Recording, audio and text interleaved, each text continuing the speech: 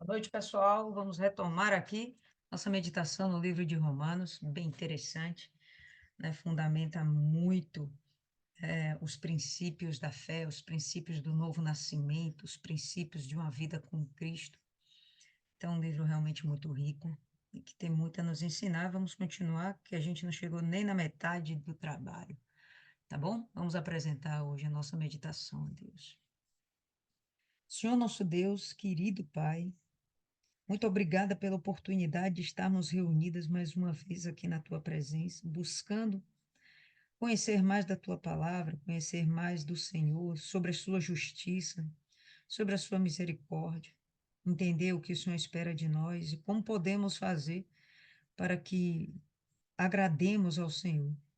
Nós te pedimos nesse momento, meu Pai, que tudo aquilo que possa aparecer para nos fazer distrairmos-nos ou até mesmo roubar da gente a tua semente.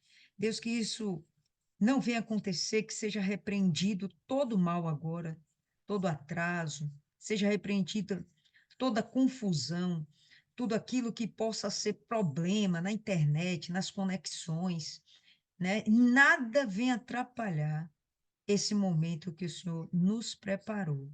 Queremos aproveitar aqui com toda intensidade, então, que o teu Espírito esteja nos ensinando, abre a nossa mente, faça, meu Pai, com que saiamos dessa noite mais fortalecidas, que a gente saia dessa noite mais sábias, que a gente consiga, meu Pai, praticar tudo aquilo que o Senhor tem nos ensinado, que nada, meu Pai, em nada, a gente venha estar em falta com o Senhor. Nos ajuda, meu Pai, nessa santificação, na nossa santidade. Nos ajuda a alcançarmos a excelência no Espírito, para que possamos, meu Pai, satisfazer a toda a tua vontade. Assim, nós entregamos essas poucas horas que estaremos aqui reunidas em teu nome, entregamos em tuas santas mãos.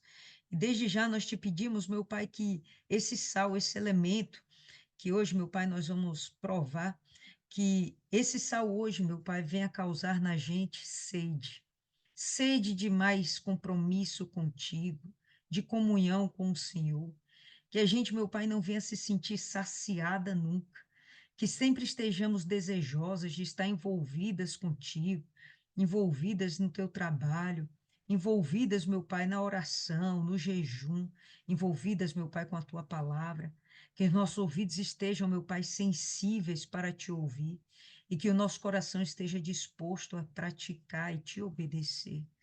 É assim, meu Pai, que nós encerramos essa oração, mas começamos agora uma meditação na tua palavra. Então, que o Senhor continue nos acompanhando em nome do Pai, do Filho e do Espírito Santo. Amém? Graças a Deus. Prova aí desse sal, pessoal, que ele venha gerar em nós sede de Deus. E é isso aí. Próxima meditação vai ser a nossa última unção, vamos dizer assim, com o sal, certo? Então, deixa ele guardado aí até a nossa próxima meditação. Romanos, capítulo 7. Abre aí a sua Bíblia e a gente vai ter aqui no verso 1. Paulo, ele continua esse diálogo, né, com os destinatários dessa carta. Para mim, me parece que nesse momento ele ainda está falando com os judeus, mas obviamente que isso pode estar bem expansivo para os novos convertidos, a igreja de Cristo, tá certo? É que tem alguns momentos em que parece que ele está falando com pessoas que entendem a respeito da lei. A lei é justamente a lei mosaica, tudo aquilo que Moisés apresentou para os judeus. Então, os gentios não tinham a lei. O que eu percebo é que há entre os judeus um esforço de se converterem a Cristo sem abrir mão de suas tradições, sem abrir mão dos seus preceitos iniciais. E quanto ao resto da lei mosaica, Isso não é uma coisa ruim. A gente vai ver, a gente já viu Paulo falando isso, a gente vai ver Paulo falando isso de novo. Mas aquilo que não era mais suportado na lei eram os rituais religiosos. A ideia do sacrifício de animais para purificação de pecados. Essas cerimônias, esses rituais, isso não era mais necessário, porque já houve um sacrifício superior e maior de uma vez por todas, o sacrifício perfeito do Senhor Jesus. Então, me leva a entender esse discurso de Paulo, né, que ele está conversando com os judeus que insistem em manter isso, esses ritos de cerimônias religiosas, né, os ritos do judaísmo, e parece que eles querem imprimir isso na convicção, na fé dos novos convertidos, dos gentios que agora são convertidos a Cristo. Então, o esforço de Paulo é para dizer: não há mais necessidade desse tipo de conduta, né? Não precisamos mais desse tipo de ritual. A gente tem agora outras formas de buscar a Deus, outras formas de sermos perdoados. Existe uma outra forma de buscar a justificação, a nossa santidade, que agora é puramente pela fé. Todas aquelas leis escritas lá são válidas? São válidas, exceto aquelas que falam sobre rituais religiosos. Não existe mais a necessidade daquilo. Mas o amar a Deus sobre todas as coisas, não fazer para si imagens de escultura, não roubar, não matar, não adulterar, tudo isso continua valendo, né? As leis que existem no Antigo Testamento, que falam sobre as relações interpessoais, a responsabilidade do marido dentro de um casamento, a responsabilidade da esposa dentro do casamento, a responsabilidade dos filhos, o papel do servo, do escravo, a libertação do escravo, né? Quando tudo isso acontece, pois bem, todas aquelas coisas continuam sendo válidas. O que não vale mais é, depois de Cristo, você achar que está em pecado ou apenas que precisa manter os rituais, as cerimônias que antes haviam na lei mosaica, desde o tabernáculo, ainda com o templo, e estava ainda com o templo de Jerusalém acontecendo a mesma coisa. Então, o esforço de Paulo é dizer, pô, nada disso mais vale, tá? Não vale mais isso. E o que me parece é que ele continua insistindo aqui nesse ponto, tá? Então, vamos lá. Romanos 7:1. Não sabeis vós, irmãos, pois eu falo aos que conhecem a lei. Então, não faz sentido que ele esteja falando com os gentios, porque os gentios não conheciam a lei. Um prosélito ou outro, né? Um não-judeu que se converteu ao judaísmo, pronto, poderia conhecer a lei, mas não era de conhecimento geral a lei dos judeus. A lei de Deus não era de conhecimento geral. Então, eu percebo que Paulo está falando com os judeus. Mas é claro que a mensagem serve para qualquer um. Não sabeis vós, irmãos, pois eu falo aos que conhecem a lei, aos que são meus irmãos, aos judeus, que a lei tem domínio sobre o homem enquanto ele vive. Ele vai explicar melhor essa pergunta que ele faz, né? Ele vai dar a resposta e vai esmiuçar o entendimento a respeito desse assunto. Então, não sabeis que a lei tem domínio sobre o homem enquanto ele vive? Porque a mulher que tem marido está ligada pela lei ao marido. Então, a pessoa se casa, a sociedade entende que aquele homem tem compromisso com aquela mulher, que aquela mulher tem compromisso com aquele homem, e dentro desse compromisso, dentro desse matrimônio, não é aceita uma terceira pessoa que não sejam filhos, não existe nessa composição familiar espaço para adultério, espaço para, como fala, para traição, toda a sociedade entende aquilo como legítimo. Existe um contrato regido, redigido, assinado. Nos dias de hoje, a gente se casa, é a mesma coisa, tem um contrato, a gente vai lá, assina. Em cima do altar, a gente faz o nosso contrato verbal, até que a morte nos separe. Então, toda a sociedade entende que aquilo é um compromisso, tá? Então, o casal tem que cobrar isso entre si e a sociedade vai cobrar isso deles, essa responsabilidade. Porque a mulher que tem marido está ligada pela lei ao marido, enquanto ele viver. Mas se o marido morrer, ela está livre da lei. Se a mulher enviuvar, então ela está livre da lei do marido. O marido não faz mais sentido ela ter compromisso com alguém que não existe mais, que morreu, certo? E ele vai continuar. Então, assim, enquanto seu marido viver, se ela se casar com outro homem, será chamada adúltera. Não pode. Por quê? Porque o casamento é para sempre. Se há alguma confusão nisso aí, o nome é adultério, eles caem em pecado. Mas não é para que haja um rompimento desse casamento, desse contrato, dessa aliança. Então, assim, enquanto seu marido viver, se ela se casar com outro homem, será chamada adúltera. Mas se seu marido morrer, ela está livre da lei, livre daquele compromisso, livre daquela submissão a esse homem. E assim, não será adúltera, mesmo que ela venha se casar com outro homem. Então, ele está dando um fundamento que é muito fácil dos judeus entenderem, porque os judeus entendiam o valor do casamento, eles entendiam o significado do divórcio, eles sabiam o peso que isso tinha na conta para com Deus.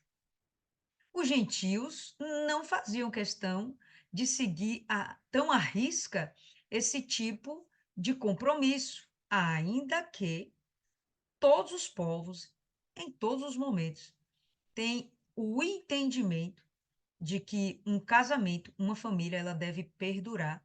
E o objetivo primordial é a preservação da semente.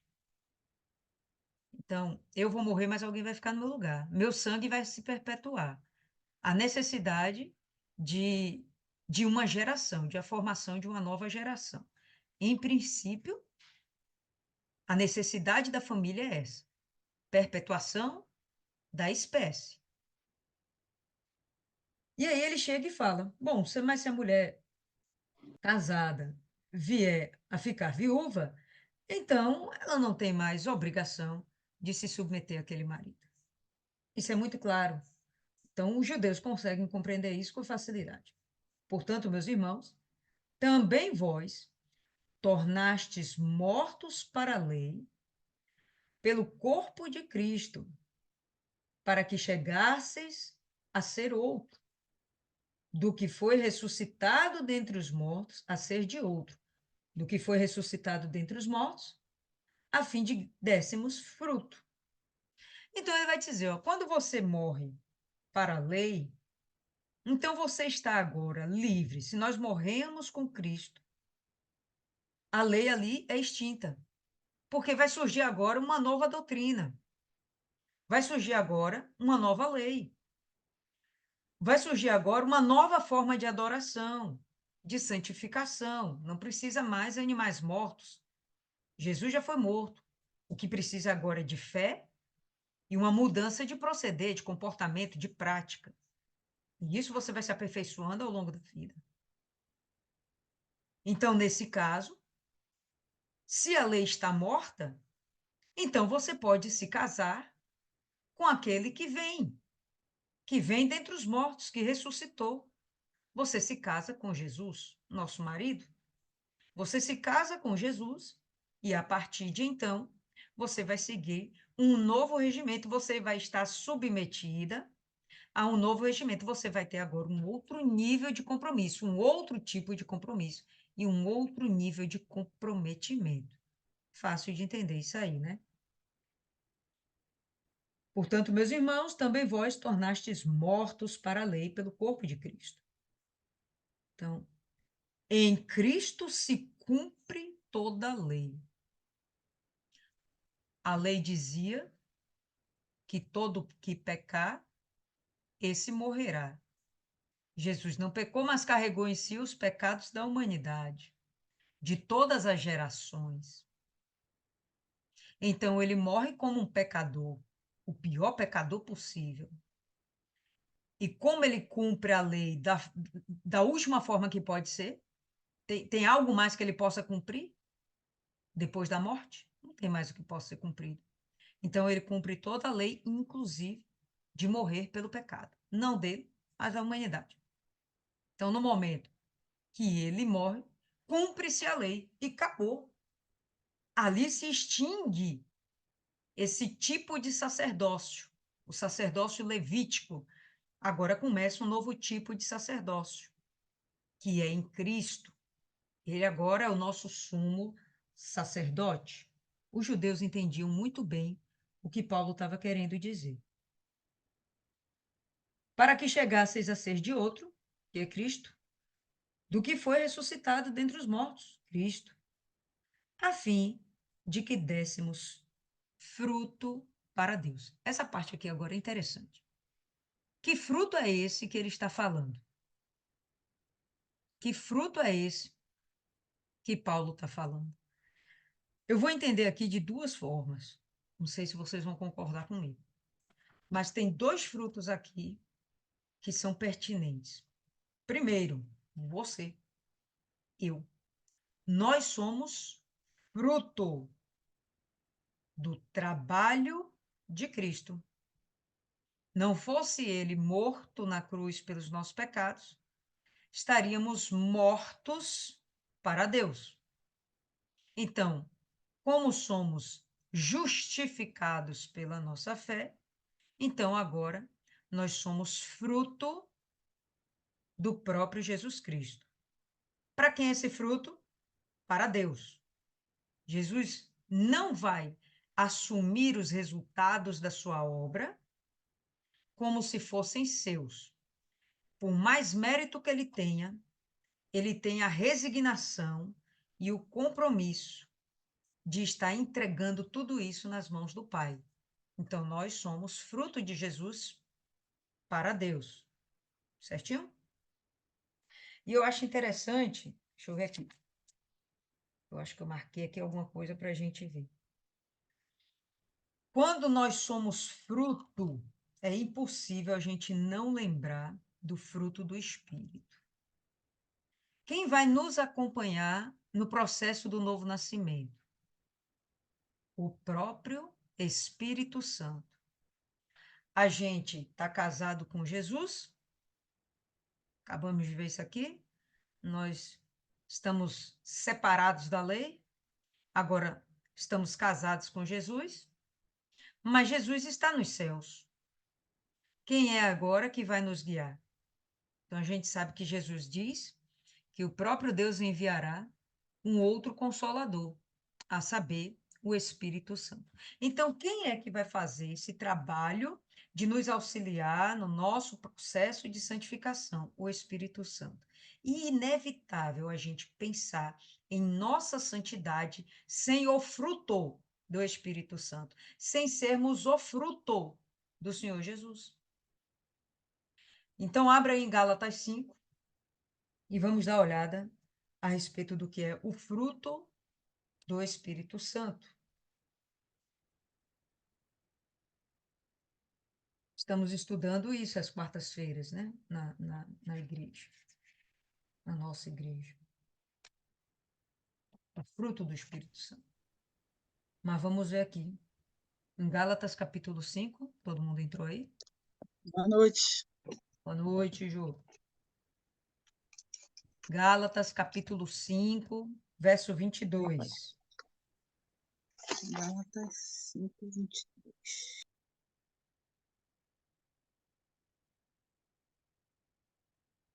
Aí a gente vai ter aqui o seguinte. Gálatas 5, 22. Mas o fruto do Espírito Santo é amor, alegria, paz, paciência, benignidade, bondade, fé. Na sua versão pode estar escrito fidelidade. Brandura, na sua versão pode estar escrito mansidão. Temperança, na sua versão pode estar escrito domínio próprio. E ele fala, o próprio Paulo, quem escreve essa carta aos Gálatas, ele chega e fala aqui no final, contra essas coisas não há lei. Por que não há lei contra essas coisas? Meu Deus do céu, porque isso é fruto do Espírito. Não tem mais lei sobre aquilo que é do Espírito. Não tem mais lei sobre essas coisas. Então, isso aqui é o que nós devemos manifestar para que possamos testificar que somos fruto do Espírito Santo por conta da nossa fé no Senhor Jesus. Tá tudo interligado. Tá dando para entender? Tudo interligado. Então, depois que, primeiro, nós somos fruto, obviamente, nós vamos dar fruto.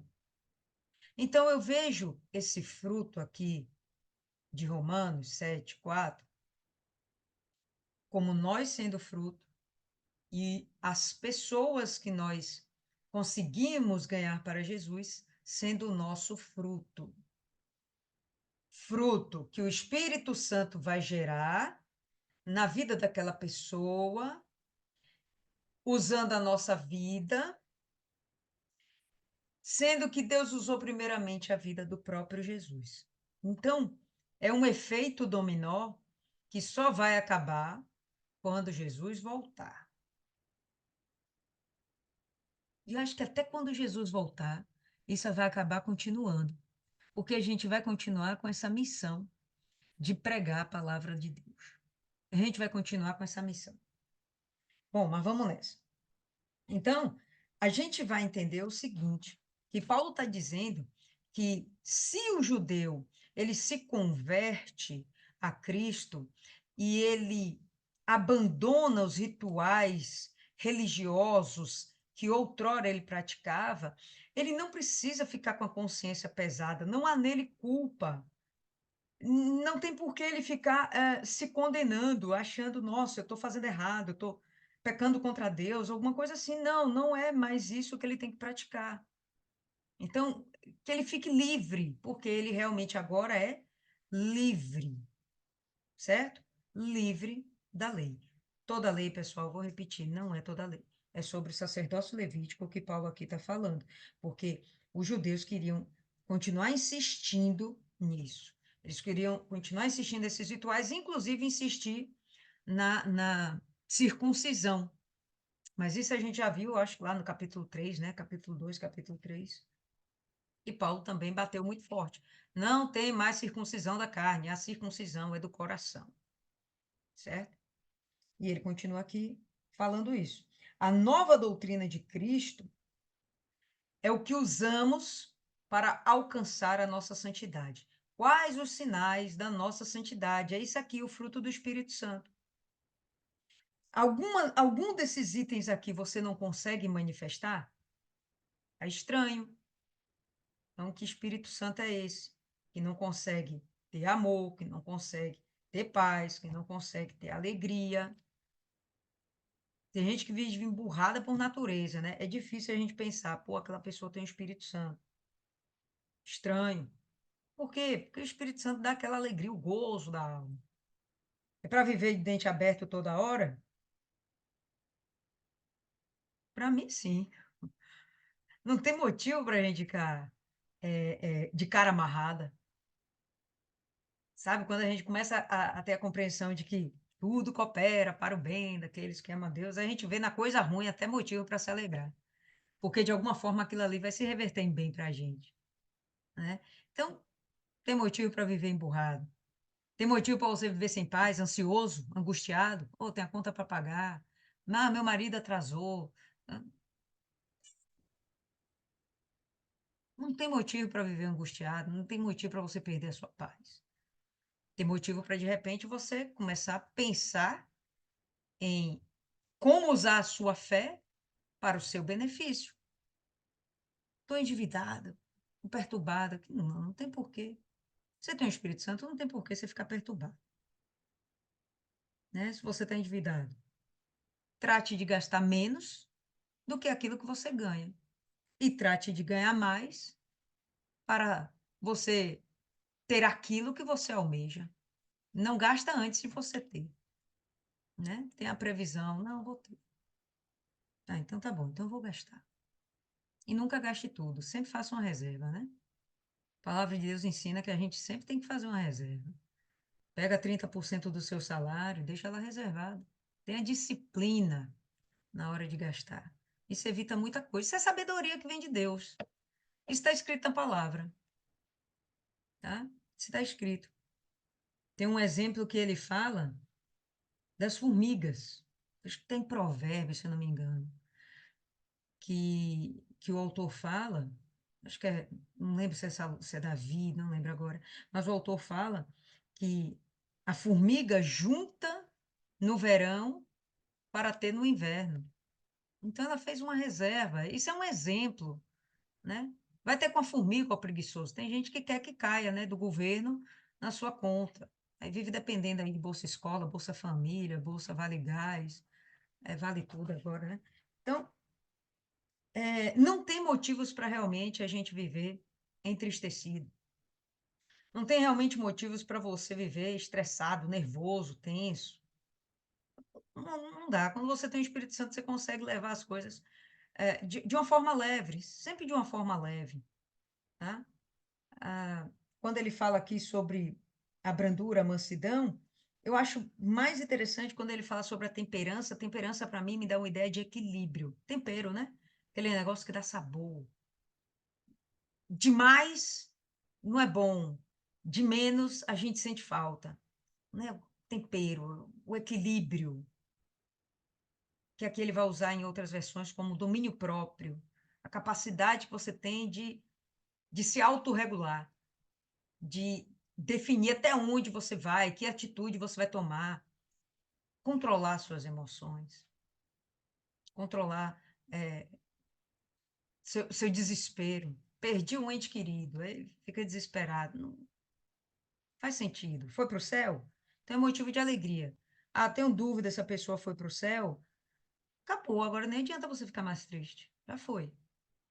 Né? Pensando friamente, você vai sair sorrindo da cara dos outros? Não, né? Mas você vai respeitar aquele momento, mas você vai entender que não tem mais motivo para você ficar, né? Se descabelando, chorando, querendo se jogar junto no caixão. Então, o fruto do Espírito Santo vai mostrar uma nova doutrina, vai mostrar um novo proceder, um novo comportamento. Dentre esse fruto tem itens que a maior parte dos itens é para que você possa se relacionar com o seu próximo. Vale a pena você ter bondade para com Deus? Que bondade você vai ter para com Deus? Essa bondade é para com o seu próximo. A fé é para com Deus. Fé para com o seu próximo é meio estranho, né? Não, você vai confiar no seu Deus. A fé é no seu Deus. Mas e a sua mansidão? Vai ser com Deus? Não, a mansidão é para você ter com o seu próximo. Você compreender a fraqueza do próximo, você compreender a falta de aptidão, a incapacidade do próximo, entendeu? A falta de sabedoria do próximo. Eu tenho, às vezes, um pouco de dificuldade de lidar com gente que não é muito sábia, gente burra, né? A gente explica uma vez, precisa explicar 10 vezes. E não entende. Ah, quando eu chego na segunda, terceira vez, eu já fico, meu Deus, está perguntando a mesma coisa, gente. Parece que não tem um esforço de querer aprender, né? Mas aí a gente pensa, né? Tem que ter paciência, né? Fazer o quê? Vamos repetir a quarta vez, né? Enfim, então, tudo isso são capacidades que nos são adicionadas justamente pela presença do Espírito Santo, certo? Então, volta aí para Romanos. E a gente está no verso 5. Porque enquanto estávamos na carne, as paixões dos pecados, que eram pela lei, operavam em nossos membros para trazerem fruto para a morte. Verdade, né? Quando a gente estava vivendo lá nossas histórias, teve um dia, gente, que eu bebi tanto, cara. Eu estava numa festa lá, da faculdade. Bebi tanto. Eu nem sei como foi que eu cheguei em casa. Era raridade. Mas naquele dia estava deprê, né? Porque, ridiculamente, tinha tomado um corno. Aí, em vez de eu ficar toda linda para fila andar, na época não tinha Jesus, tá? Em vez de eu ficar toda linda para fila andar, não, fiquei deprimida, chorando, bebi tanto, meu Deus. Peguei um cara feio que só desgrama. A pior parte foi essa ainda. Pegar o me feio lá. Acabou com minha reputação, triste. Mas são coisas que a gente faz porque está na carne. Poderia ter acontecido coisas muito piores, né? A minha bebedice podia ter me levado até a morte. Me relacionei com uma pessoa que eu não faço ideia de quem era. Só porque a gente estava lá na festa dos universitários, não significa que o cara era de boa índole. Eu não procurei saber, entende? Então, os nossos maus hábitos do passado, os pecados do passado, poderiam levar à morte ou a perdas significativas, né? Consequências muito dolorosas para a nossa carne. Mas a pior parte são as consequências que elas poderiam ter causado à nossa alma, no sentido da morte eterna. Graças a Deus, se estamos aqui, é porque a gente venceu o nosso passado, vencemos o nosso pecado, estamos vencendo os nossos pecados de estimação. Todo dia a gente busca se livrar dele, manter ele lá sepultado e buscando a santidade, né? Buscando um novo proceder. Então, as coisas do passado realmente, como a gente já viu no capítulo anterior, né? Causam vergonha para a gente. Enquanto estávamos na carne, né? Nas paixões dos pecados, as paixões dos pecados operavam em nossos membros para trazerem frutos para a morte. Mas agora temos sido libertos da lei, tendo morrido para aquilo em que estávamos retidos, para que sirvamos em novidade de espírito.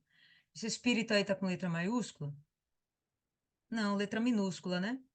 É o seu espírito. É a nossa novidade de nosso espírito. É o nosso eu regenerado, nascido de novo. Então, é a nossa alma tendo um novo proceder, um novo comportamento. Mas agora que temos sido libertos, temos morrido para aquilo que estávamos retidos. Então, a gente estava preso, escravo do pecado, sequestrados pelo pecado, e por mais que a gente quisesse sair daquela situação, sabe, a gente não tinha força, muito complicado você sair das prisões, das garras de Satanás, sem o auxílio divino, muito complicado. Eu me lembro que minha mãe, ela fumava, e aí quando veio, ou foi eu, ou foi meu irmão, acho que foi com meu irmão. Quando ela estava gestante de meu irmão, ela decidiu abandonar o fumo. E abandonou por livre e espontânea vontade. Mas é um caso em mil, porque a grande maioria das pessoas abandona por um tempo, dois tempos, quando menos espera, volta a fumar, tem um gatilho, passa um estresse, perde o emprego, briga com a mulher, tem um gatilho, aí volta a fumar, dali retorna tudo de novo. Tem gente que segura a onda, para de beber, para de usar droga, não sei o quê.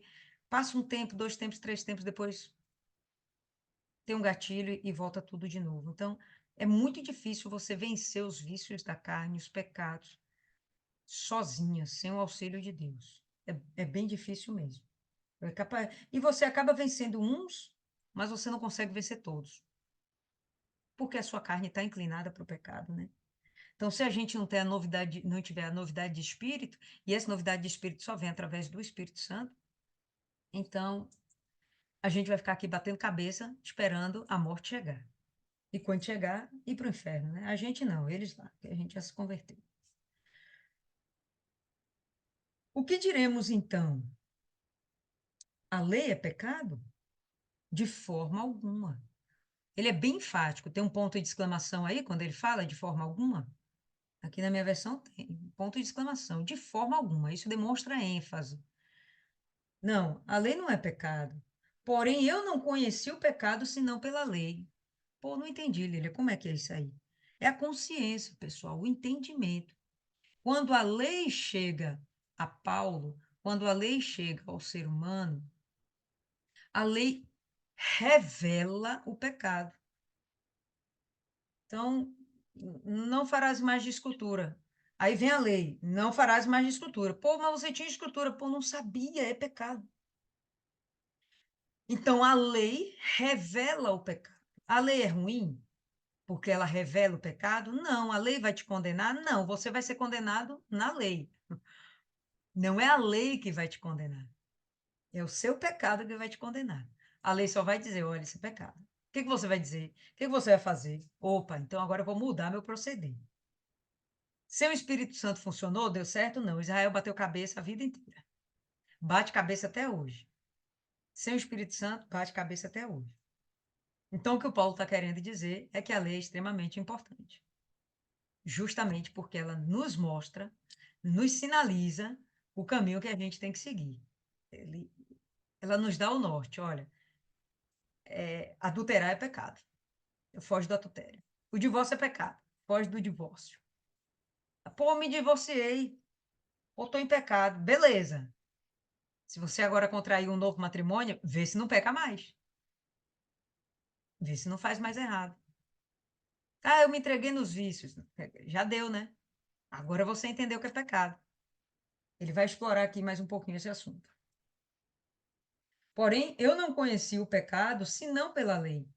Porque eu não o conheceria, ou porque eu não conheceria o desejo, se a lei não dissesse, tu não cobiçarás. Então eu cobiço, eu invejo. Mas eu não sabia que isso era pecado.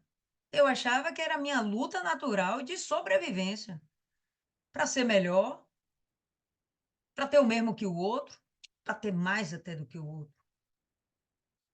Vou atrás do poder para me sentir superior ao outro. Vou comprar um carro melhor do que o meu vizinho. Ah, vou gastar mais dinheiro no salão do que a minha amiga. Só entendi que era cobiça quando eu li. Não cobiçarás. Pô, então não posso fazer isso. Entende? Então, o que Paulo está apontando é para um entendimento, uma consciência, novamente, um esforço racional, intelectual. Tem nada a ver com emoção isso aqui, pessoal. Não é sentimento, não é uma vibração. É um esforço mental, racional, de você compreender seu papel no mundo e o mundo ao seu redor. Ele vai continuar. Mas o pecado, tomando ocasião pelo mandamento, operou em mim todo tipo de concupiscência. Diante da lei, o pecado cresceu? Não é que o pecado cresceu por causa da lei. É que depois que você compreende que tudo aquilo era errado, você começa a ter noção do quanto era pecado. É uma questão de compreensão, de você sair do seu estado de inocência. Inocência não, minto. De ignorância espiritual. Que uma coisa é inocência, outra coisa é ignorância. A inocência, ela leva você até aquela pureza de espírito. A ignorância não faz com que você não tenha consciência dos seus atos. Coisa diferente. O que nós queremos alcançar? nossa pureza de espírito, nosso estado original de inocência com Cristo. Mas, o que Paulo está falando aqui é que nós viemos a ter a consciência da nossa ignorância. Mas o pecado, tomando ocasião pelo mandamento, já que o mandamento foi exposto, que o mandamento me chegou, operou em mim todo tipo de concupiscência. Reconheci que meu pecado não era só o ato de beber, era guardar a mágoa e, para afogar a mágoa, eu bebia. Era ficar cultivando uma tristeza, esperando ser visitada, né? Esperando ser a coitadinha da galera, para todo mundo ficar tomando conta, zelando. Então, é um mix de sentimentos e atitudes que vão dar em pecado. Eu estou usando aqui exemplos aleatórios, pessoal, mas o homem é capaz de fazer uma infinidade de maldades, né? Para isso aí, o homem é extremamente criativo, o ser humano é extremamente criativo. Porque sem a lei o pecado está morto. Então, se não tivesse a lei, se não tivesse essa compreensão, então não teria sentido o pecado, ele estava morto, né? Outrora eu estava vivo sem a lei, não tinha compreensão da lei, não tinha entendimento. Estamos aqui falando de um Paulo jovem, que ainda não tinha conhecido a lei mosaica.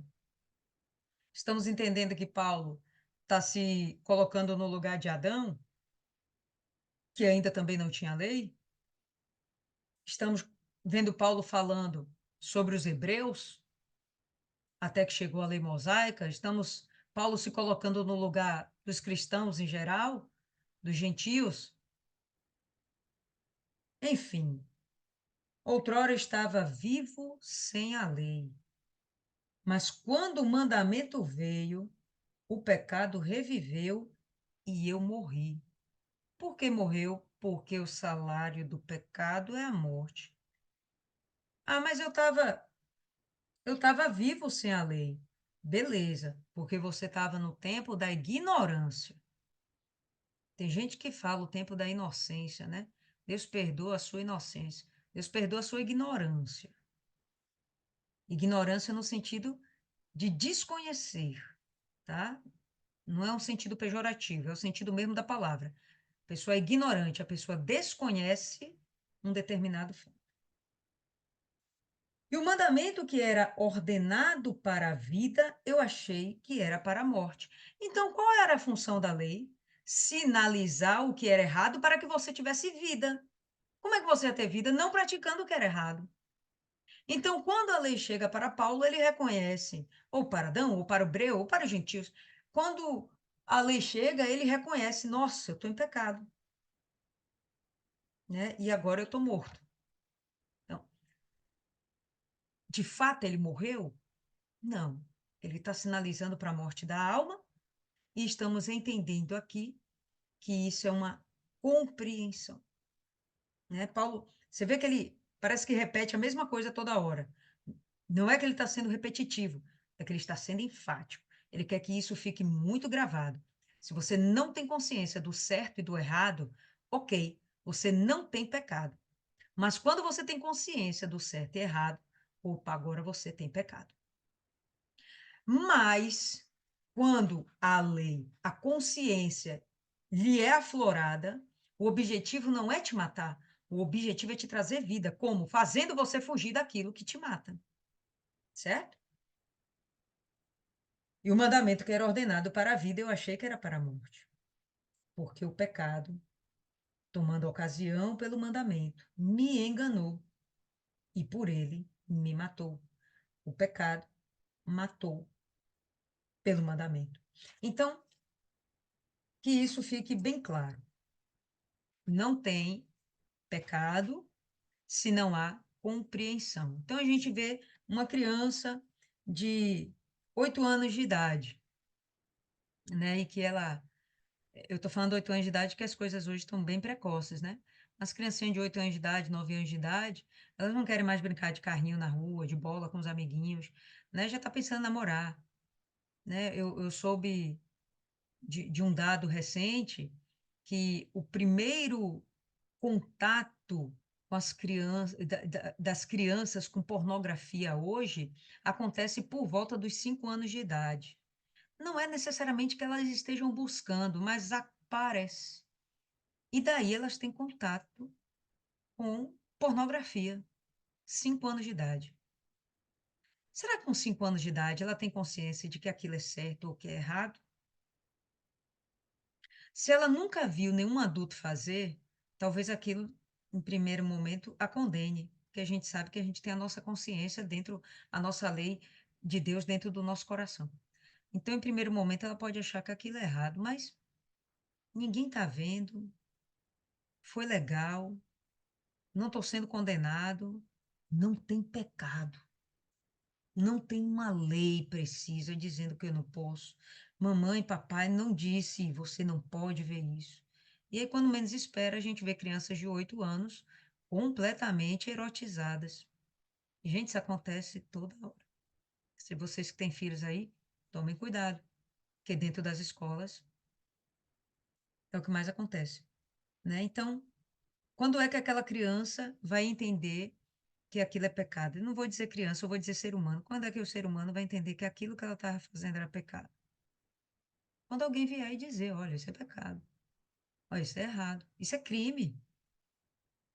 Pornografia é crime, né? Você está se utilizando ali do corpo de alguém. A maior parte daqueles vídeos, aquelas fotos, não tem necessariamente a autorização para estarem sendo exibidas. Enfim, quem pode falar melhor de lei aí é até Isis. Mas vamos lá. Então, se não tem entendimento, tudo bem, não tem pecado. Mas agora eu tenho entendimento, pô, agora eu estou cheio de pecado. O que que eu faço então? Ele vai continuar, né? O pecado me enganou. Portanto, a lei é santa. Olha ele falando que o problema não é a lei. A lei é santa. A lei serve a Deus. A lei é pura. A lei é para o nosso bem. A lei é santa. E o mandamento santo, justo e bom. Quando está lá, tu não cobiçarás, isso não é uma coisa ruim. Olha quanta coisa você pode evitar na sua vida por não estar cobiçando a vida dos outros. Você vai viver mais leve, vai viver dentro do seu padrão, vai viver sem uma guerra íntima com o seu vizinho, seu amigo, seu familiar, entendeu? Então, isso vai te preservar de um monte de problema, vai te dar noites de sono mais tranquilas, vai te dar uma consciência pura, vai te dar uma capacidade de você olhar dentro do olho do outro sem nenhum receio. Então, a lei é boa, santa, justa. Então, o que me é bom tornou-se em morte? De forma alguma.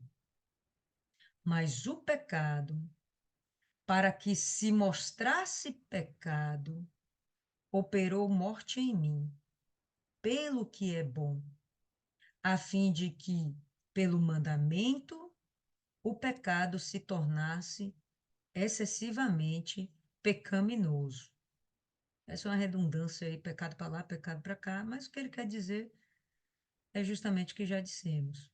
Então, quando ele entende o que é pecado, ele percebe que a lei começa a tratá-lo como criminoso. Mas não é por causa da lei, é por causa do pecado dele.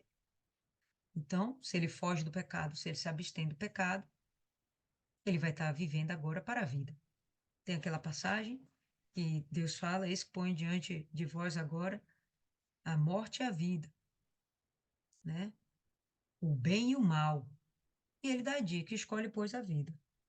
Então, tá lá. Você que escolhe o que você vai querer fazer.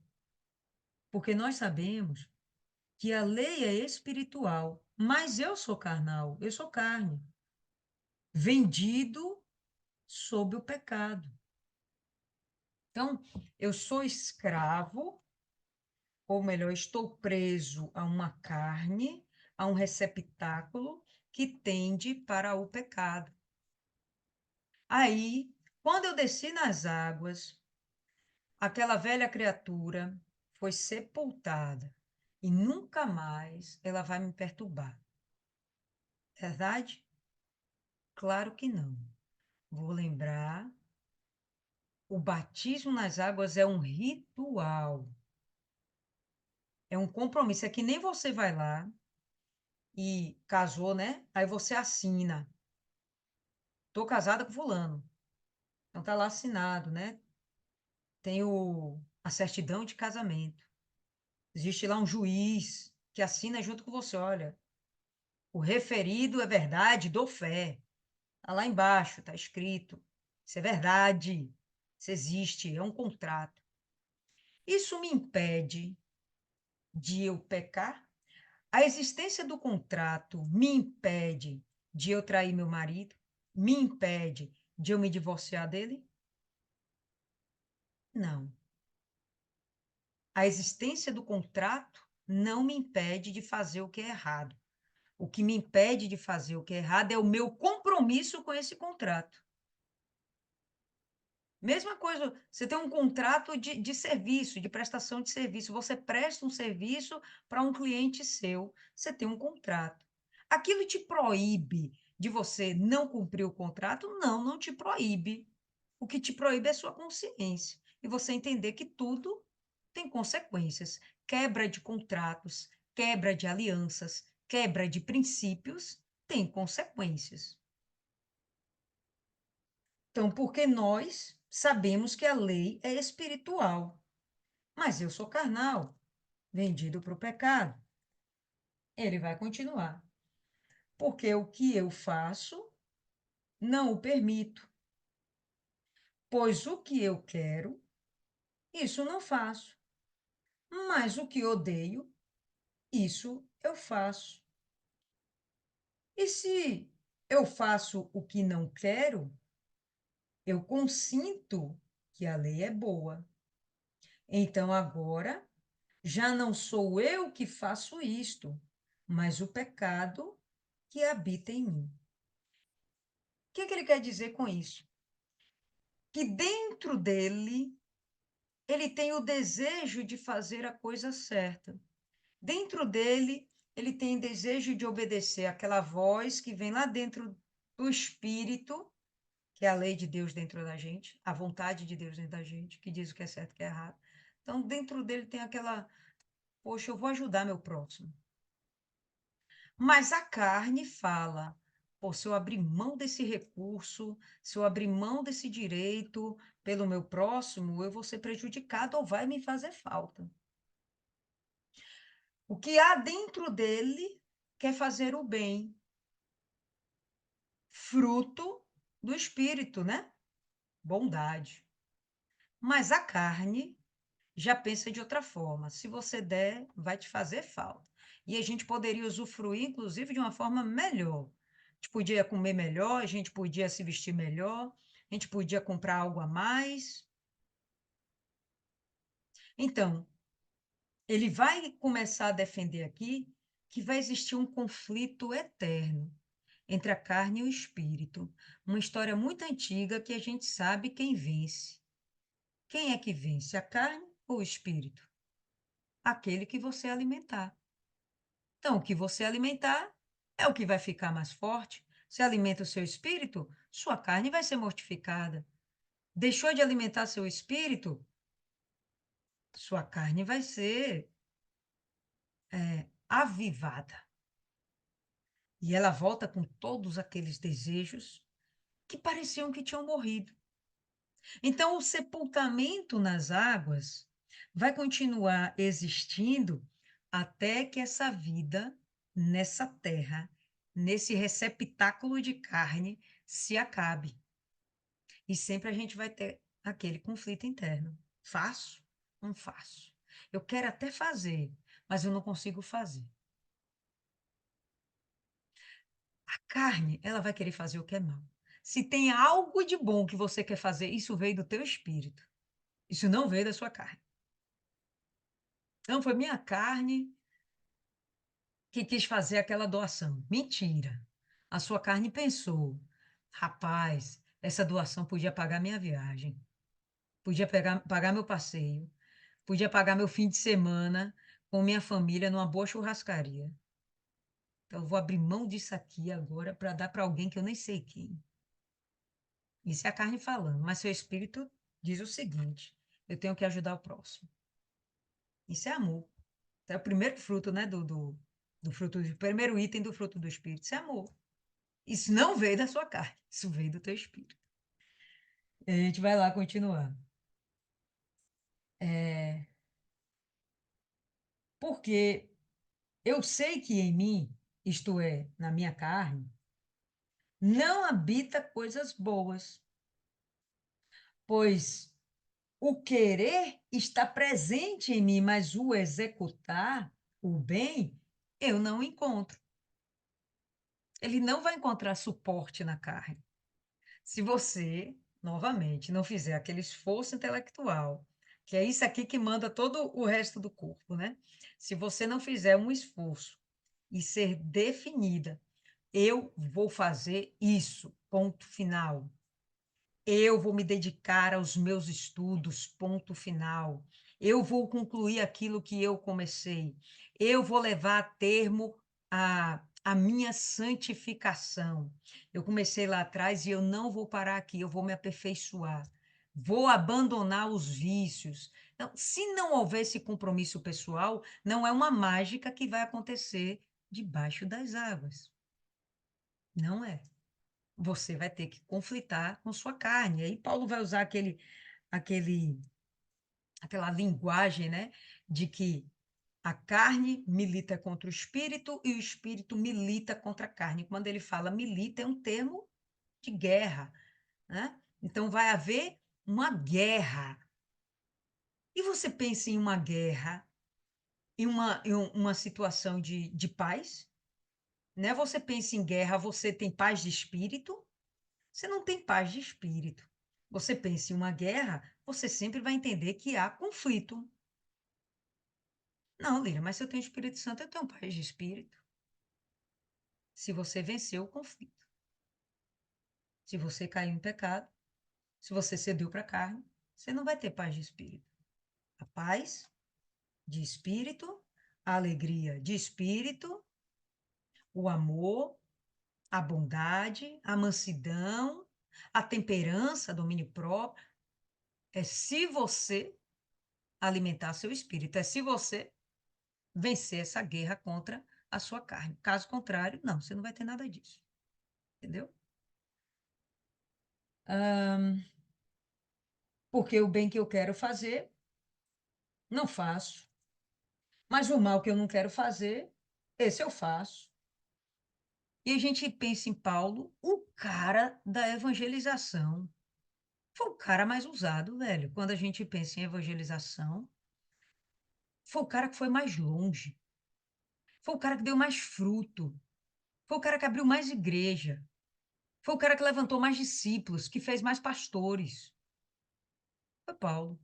Mas você vê que, ainda que ele tivesse toda essa disposição para servir, ainda que ele fizesse muito, você vê que dentro dele tinha um eterno conflito. Paulo está falando, usando a si mesmo como exemplo. Paulo tinha um eterno conflito dentro dele. Qual? A carne militando contra o espírito. E o espírito militando contra a carne. Qual vai vencer? Aquele que você alimentar. Muito fácil. Ora, se eu faço o que eu não quero, já não sou eu quem faz, mas o pecado que habita em mim. Ok? Algo de novo? Não, perfeito. Porque quem está fazendo é a carne. A carne pende para o pecado. A carne está sob o domínio do pecado. O que a gente tem que fazer? É colocar o espírito no domínio sobre a carne. Colocar o espírito no domínio sobre sua vida. Então você não vai pender para o pecado. Você não vai inclinar-se para o pecado. É uma coisa muito simples, é uma matemática Muito simples. Novamente, quem é que você alimenta? Sua carne ou seu espírito? Eu estava falando hoje com, acho que foi com minha assistente, não lembro, né? E ela falando que, sei lá, que estava com fome, alguma coisa assim. E aí a gente comentou, ó, Deus fala que o primeiro alimento que a gente tem que ter é a palavra de Deus. Aí eu ainda brinquei com ela, você já se alimentou hoje? Aí você não se alimenta, não ouve, não come da palavra de Deus. Você vai estar forte para ao longo do dia? Depende, pode ser que sim. Depende do nível de tentação que vai vir para você. Mas se você mantém suas baterias recarregadas, né, as baterias do seu espírito recarregadas a todo instante, você está em jejum, você viveu um jejum hoje, por exemplo, né? Vocês aí, pensa aí com vocês, né? Vocês viveram um jejum hoje? A oração que vocês fizeram de manhã foi oração de gato ou foi uma oração realmente forte? Oração de gato, vocês sabem como é, né? Oração de gato. Ou realmente você abriu a boca e falou com Deus, falou com Deus. Ontem eu passei, entrei na reunião, né? E aí eu cheguei 2 minutos atrasada, saí correndo do trabalho, fui para, mas trazer pouco. Mas na hora que eu entrei, já estava rolando a primeira oração. Inevitável, né? A gente entrar e olhar para os rostos do nosso povo. E aí era o momento de você falar com Deus, é a primeira oração. O pastor está orando, mas você tem que fazer a sua oração. O pastor está orando para ser abençoado, para ele poder abençoar o povo.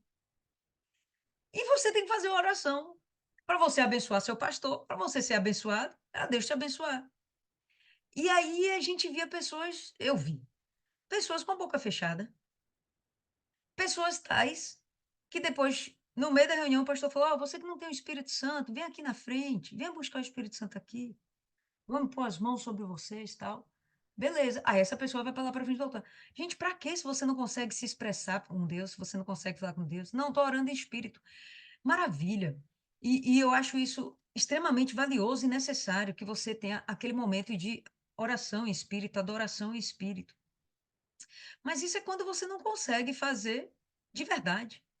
Porque quando você faz aquilo na sua mente, gente, qualquer coisa é capaz de desvirtuar seu pensamento. Mas quando você fala, fica muito mais difícil você desconcentrar. Né? Então, eu estou aqui falando. É bem difícil eu me desconcentrar. Você está aí só ouvindo e refletindo. Eu tenho certeza que seu pensamento vai lá na cozinha, depois ele volta, passa pelo seu trabalho, beira lá no filho, para no marido e depois você volta e continua me ouvindo.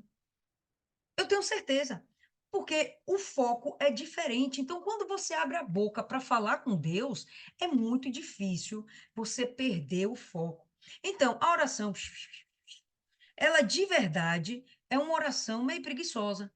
Mas quando você abre a boca, poxa, Deus, ó, obrigada por mais um dia de vida. Quando você expressa de verdade, não estou falando para gritar, não, né? Não é isso. Por favor, tenha um entendimento, né? Mas quando você realmente abre a boca para falar com Deus, seu nível de concentração é outro. Se seu nível de concentração é outro, seu nível de entrega também é outro. Seu nível de entrega é outro, certo? Então, quando você faz isso, você dominou sua carne. Eu vou orar aqui em espírito. Rapaz, minha carne está livre. Obrigo a minha carne a abrir a boca e falar. Obrigo a minha carne a externar o que está no meu espírito. Você domina a sua carne. Vou fazer o jejum. Eu obrigo a minha carne a se submeter ao meu espírito. Vou meditar na palavra de Deus. Eu obrigo a minha carne a buscar entendimento em Deus. Vou evangelizar. Eu obrigo a minha carne a anunciar o reino de Deus. E por aí vai. Mas aí você não faz, você não usa seu corpo, você não usa os membros do seu corpo para fazer a vontade de Deus, seu corpo vai acabar fazendo a vontade do pecado. Simples de entender, né? Vamos continuar. Pois eu tenho prazer na lei de Deus, segundo o homem interior. Então, quem é esse homem interior? Sua alma, seu espírito, mas com certeza não é sua carne. Se essa carne fosse de algum proveito, a gente entraria no céu com ela, mas ela vai ter que ser transformada, senão ela não entra no céu. Deus não vai querer no céu uma outra rebelião. Então, ele já vai cortar o mal pela raiz. Só vai subir no céu, para o céu, aquele que é santo. Aquele que é santo. Mas eu vejo outra lei nos meus membros, guerreando contra a lei da minha mente. Tem uma lei para os membros, né? Tem uma lei para a carne e tem uma lei para a mente. Não é necessariamente que tenham leis distintas, mas procederes distintos, comportamentos distintos. A minha carne vai pender. Pronto, eu tô fazendo uma dieta e aí me aparece o chocolate. Se a minha carne tá doidinha para provar aquele chocolate, vem o saborzinho de chocolate na língua. Aí você come aquele chocolate, libera endorfina, dopamina, você fica feliz, alegre, vem aquela alegria. Sua carne. O que é que isso tem a ver com o espírito? Nada, sua carne. Sua carne sendo satisfeita. Pecado? Nenhum. Mas se você está fazendo dieta, não é o seu espírito que está fazendo a dieta. Ou melhor, não é sua carne que está fazendo a dieta, é seu espírito que quer fazer a dieta. Seu espírito quer melhorar a sua carne para ela ter saúde, tá? E aí você deixa a carne ceder à tentação do chocolate. Pronto, seu espírito perdeu. Quem venceu essa batalha aí agora? A carne. Não, eu estou focada no meu objetivo. Esse foco não vem da carne, pessoal. Esse foco é o entendimento, é o intelecto. Não, não vou comer chocolate. Eu vou esperar um momento tal e segura aí, eu vou provar desse chocolate. Ou então eu vou abrir mão desse negócio pro resto da minha vida. Quem tem coragem, né? Eu não tenho essa coragem. Mas enfim. Mas eu vejo outra lei nos meus membros, guerreando contra a lei da minha mente e me trazendo cativo debaixo da lei do pecado que está nos meus membros. A minha carne está doidinha para provar do chocolate. E se no passado, né, a pessoa tinha algum vício em particular, né, a carne está doidinha para provar daquilo ali. Eu me lembro, assim que eu entrei na igreja, um PR falando, né, um pastor comentando sobre. A gente estava falando sobre hábitos. E ele falou: olha, é muito comum a prostituta, quando se converte, ela ainda desejar ter contato íntimo, contato sexual. Por quê? Porque por muito tempo aquilo foi uma prática, era um hábito. Então, 2, 3 vezes ao dia, 10 vezes ao dia, sei lá, ela vai procurar aquele negócio porque fazia parte dela, era um hábito. Mas aí essa mulher começa a se fortalecer no espírito, a carne vai sendo mortificada. Chega um tempo que ela nem lembra mais daquilo, mas é um processo. Não é do dia para a noite. Tem coisa que é do dia para a noite, viu, pessoal? Eu já vivi essa experiência. Já falei com vocês aqui várias vezes. Quando eu parei de beber de verdade, foi porque eu tenho certeza que foi agir do Espírito Santo. Eu fui tomar aquele copo de vinho e no primeiro gole, aquela zorra não desceu mais. Eu me senti como se eu tivesse tomado 1 litro. Me senti embriagada, né? Senti assim, zonza, bem tonta, e aquilo ali me criou uma repugnância. Para mim, isso foi algo que foi do dia para a noite. Eu tinha pouco tempo de igreja, nem entendia o que era Espírito Santo. Eu tinha 2 meses de igreja, nem entendi o que é Espírito Santo, mas eu estava buscando ser nova criatura. E quando eu tomei aquilo ali, né, dali em diante, nunca mais bebi. E já se vão aí 24 anos. Então, tem coisa que até acontece do dia para a noite, mas a maioria das coisas não é assim. A maioria das coisas você vai vencendo com o tempo, alimentando o seu espírito.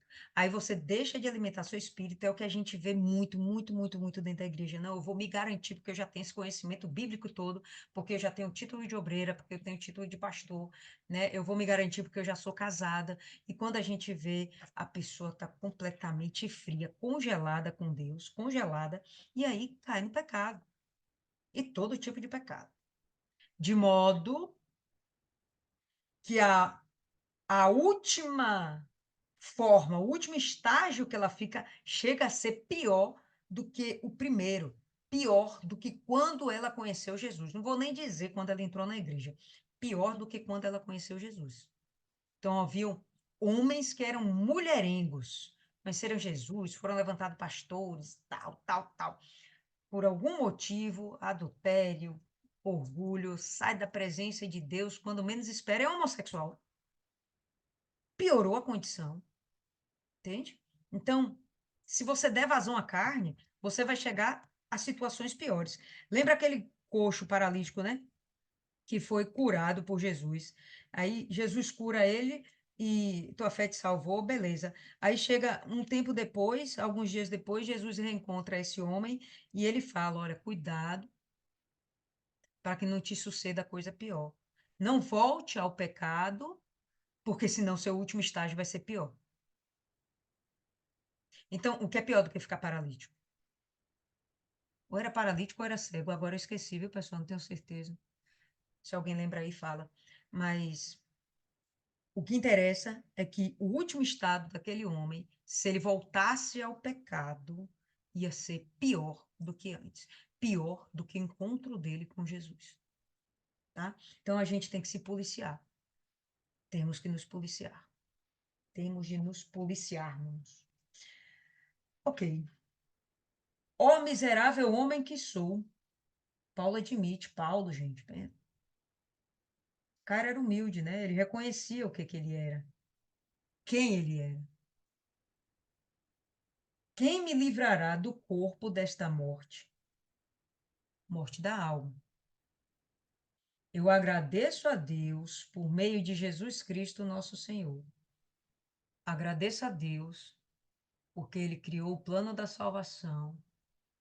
Ele descreveu um projeto de justiça usando o filho dele, que deixou de ser Deus, estava lá no céu na condição de Deus, desceu para a terra na condição de homem, foi despojado de toda a sua divindade, andou aqui na terra como um ser humano qualquer, comum, sentiu dor, sentiu frio, se machucou, sangrou, chorou, se alegrou, fez o bem, nunca fez o mal, cumpriu toda a lei, foi fiel, teve uma morte de cruz. Eu agradeço a Deus que ele mandou Jesus. Assim, pois, com a mente, eu mesmo sirvo a lei de Deus, mas com a carne, a lei do pecado. Então, pessoal, não fica pensando que você se batizou nas águas, o pecado não vai mais te perturbar. A tentação é uma coisa da qual você tem que fugir. Pai nosso que estás nos céus, blá, blá, blá, blá, blá, blá. Ele chega lá e fala, né? Livra da tentação. Então, essa é uma oração que o Senhor Jesus ensinou. Não nos deixeis cair em tentação. Por quê? Porque era passível de que caíssemos em tentação. Mesmo com o Espírito Santo, nossa, qualquer uma de nós aqui responde isso de olhos fechados. Mesmo com o Espírito Santo, você pode cair em tentação. E aí a gente vem com aquele argumento, né? Ah, eu não sou perfeito, beleza. Mas você agora tem instrumentos para que você se torne perfeita. Você tem a palavra de Deus, você tem o Espírito Santo, você tem o sacrifício de Jesus, você teve uma nova oportunidade, você tem vida, você tem compreensão, você tem consciência. Faça as escolhas certas, domine o seu corpo, fuja do pecado e viva em santidade. Tá certo? Em suma, é isso. Temos algum tempinho aqui, gostaria de ouvir vocês. O que que vocês têm a falar a respeito? Fernanda, enquanto Fernanda está acordada, né? Porque Fernanda está ali quase dormindo. Fala aí, Fernanda, o que que fica para você, o que que você entendeu ou o que você tem a acrescentar? Aqui, quando fala, né, é que diremos, pois, é a lei pecado? De modo algum. Mas eu não conhecia o pecado senão pela lei, porque eu não conheceria a concupiscência se a lei não dissesse não concupiscerás. E hoje, se você vê as pessoas, por falta do conhecer da lei, e às vezes não só quem não é cristão, muitos cristãos vivem ali plantado nas redes sociais, cobiçando a vida de mentira do outro, que o outro posta, porque ninguém posta suas lutas, E muitas vezes a pessoa passa horas ali cobiçando coisas que não são verdade, trazendo para si ansiedades e vários problemas que tem hoje na sociedade, tudo por falta do conhecimento da lei. É isso que eu tenho para Perfeito, acrescentar. perfeito, perfeito. Muito bom. Isis, você nunca mais participou, Isis? Abra a boca e fale. Isis está de look novo, cheio de trancinha. Tá Ô, bonita. Fernanda, obrigada. Fernanda trouxe à luz um assunto muito atual. Eu acredito que essa cartinha de Paulinho era muito necessária nesse momento para essa igreja, já que era uma igreja mista. Era composta ali por judeus, outras pessoas que eram não judeus, que queriam conhecer a fé, estavam ali convertidos. E sempre tem aquele acusador, né? Aquele crente mais antigo. Como assim? Você está vindo para a igreja com essa roupa? Sei lá, né, exemplo, né? Para que toda essa maquiagem? Porque você vai usar brinco, não sei o quê. E aí Paulo está alinhando essa relação entre a igreja, explicando com todo carinho, com todo amor, que eles não vivem mais, que a lei foi cumprida e que Deus deixou para a gente o Espírito Santo, que ele sozinho é capaz de moldar comportamento, o sentimento, de ensinar e de guiar a pessoa ao caminho da salvação, praticando a obediência. Acho que o segredo desse do antigo do outro capítulo anterior é a obediência. A todo momento ele traz à luz a obediência às leis, a obediência a Deus, à vontade dele, e basta ouvir a voz do Espírito Santo. Se você tão somente ouvir a voz do Espírito Santo e obedecer, que não é só ouvir, não adianta você ouvir, fazer ouvido de mercador, porque a gente tem essa assistência, né? O Espírito Santo não vá, não vou, não vá. E aí você vai e acaba quebrando a cara. E aí, culpa de Deus, depois, Deus não me ama, Deus não lembra de mim. Por que, Senhor?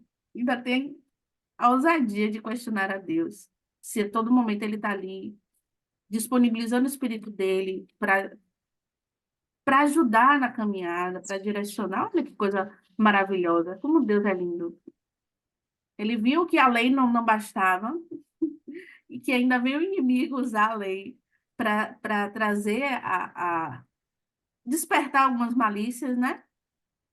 E, e o povo não obedece. Acho que para mim o que ficou muito forte é a obediência, ouvir a voz do Espírito Santo e obedecer. Perfeito. Abra aí, pessoal, em João, capítulo 16. Enquanto isso, fala aí, Viviane.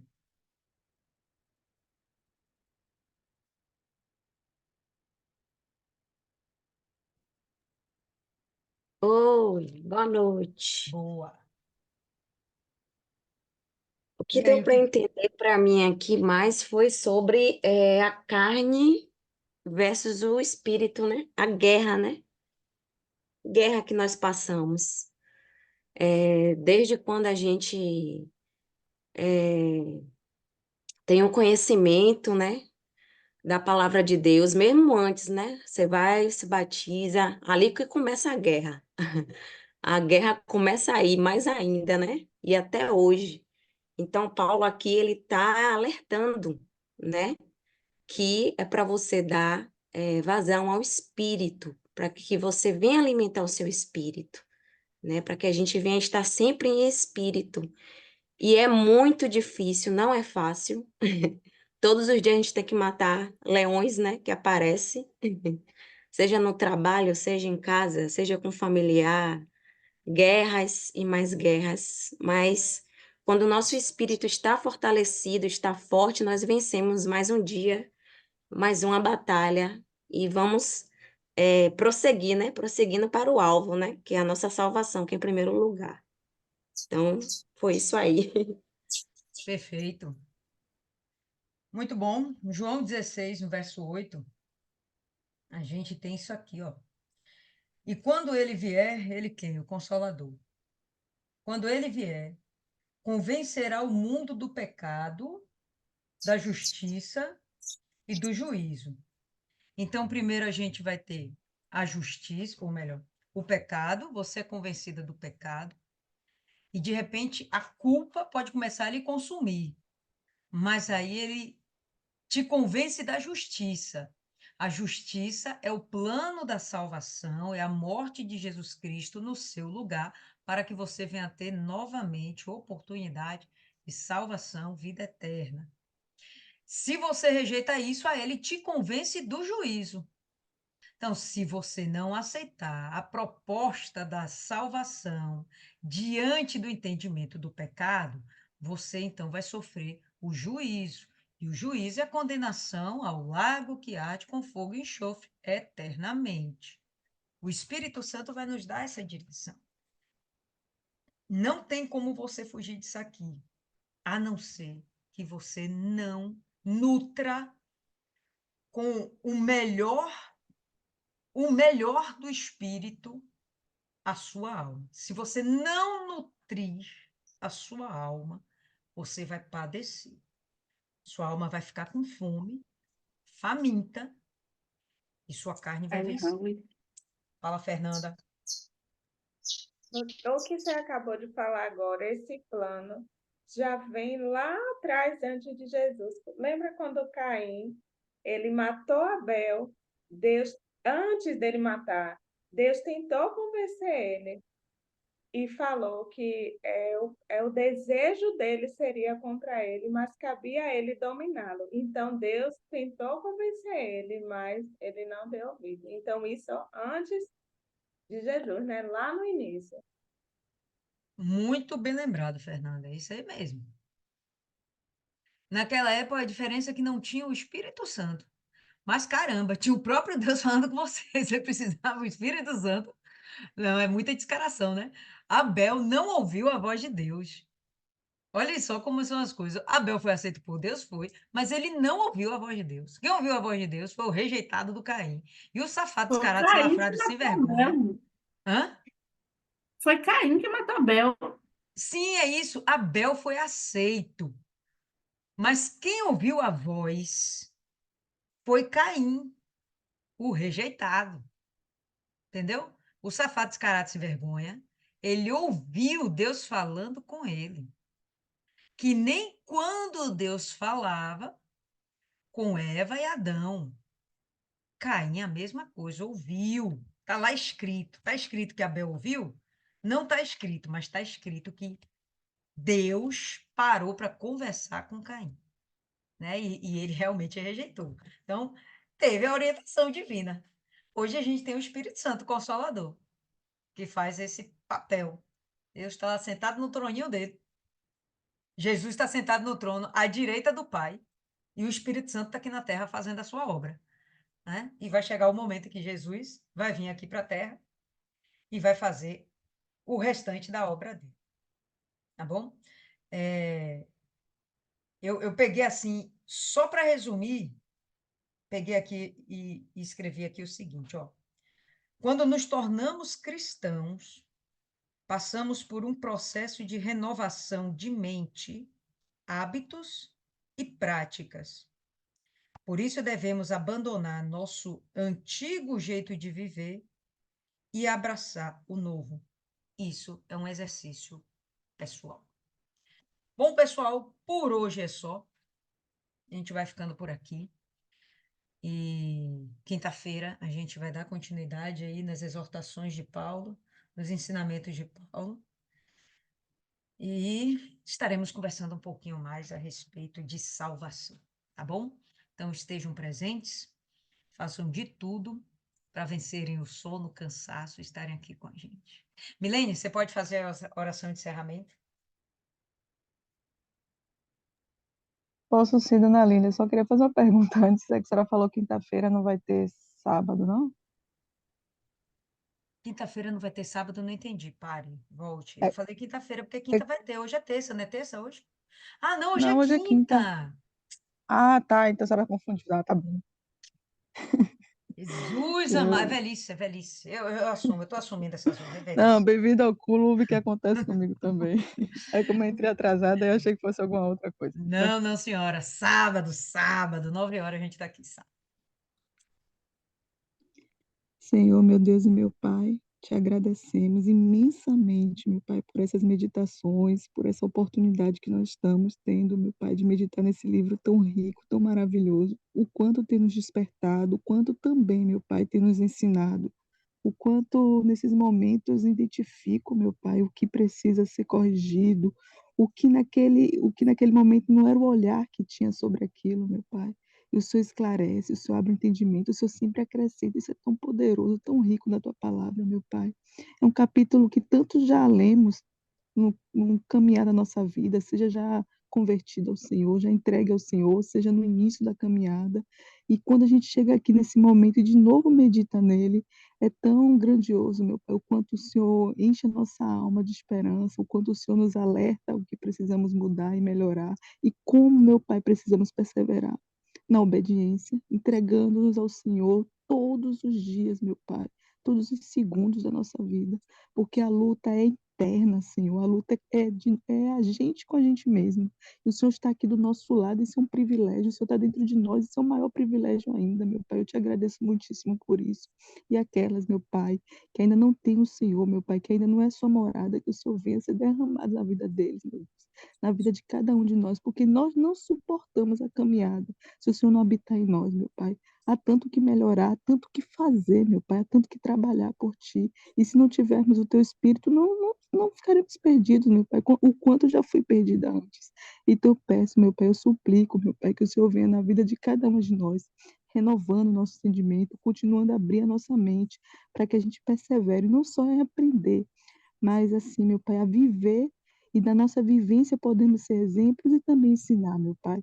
Até o dia que o Senhor vier nos buscar, até o dia que a gente vier encontrar com o Senhor. Nos ajuda, meu Pai, a permanecer firmes e fiéis, obedientes até o fim. É que eu te peço, agradecendo e entregando tudo nas tuas mãos. Em nome do Pai, do Filho e do Espírito Santo. Amém. E graças a Deus. Amém, povo lindo. Então, é isso aí. Por hoje é só. E sábado a gente se encontra de novo. Deus abençoe todas vocês.